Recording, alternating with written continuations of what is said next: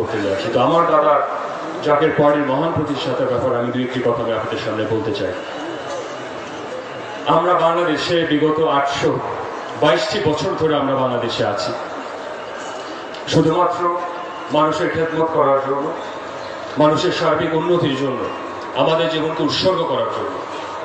আমাদের জন্মলগ্ন থেকে আমরা দেখেছি আমার দাদা স্পষ্ট করে বলতেন যে জীবনের শেষ রক্তটুকু বৃদ্ধি দিয়ে হলেও এই জাতির কল্যাণে, এই জাতির সার্বিক উন্নতির জন্য তোমরা জাকের পার্টির মাধ্যমে টেকনাফ থেকে তেঁতুলিয়া, রূপসা থেকে পাকুড়িয়া, তোমাদের শেষ রক্তটুকু বৃদ্ধি দিয়ে হলো এই জাতির কল্যাণে তোমরা তোমাদের জীবনকে তোমরা উৎসর্গ করো।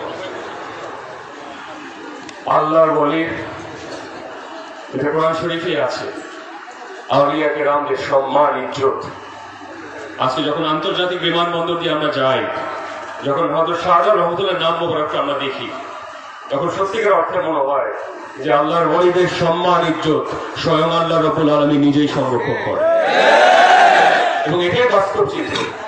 যারা ইসলামের জন্য আত্মত্যাগ করেছে, অহিংসভাবে কোন রক্তপাত ছাড়া সত্য ইসলামের প্রচার প্রসারের জন্য যারা সংগ্রাম করেছে, তাদেরকে যাতে আমরা যথার্থ সম্মান দিতে, ইজ্জত দিতে যাতে আমরা ব্যর্থ না হই, সেদিকে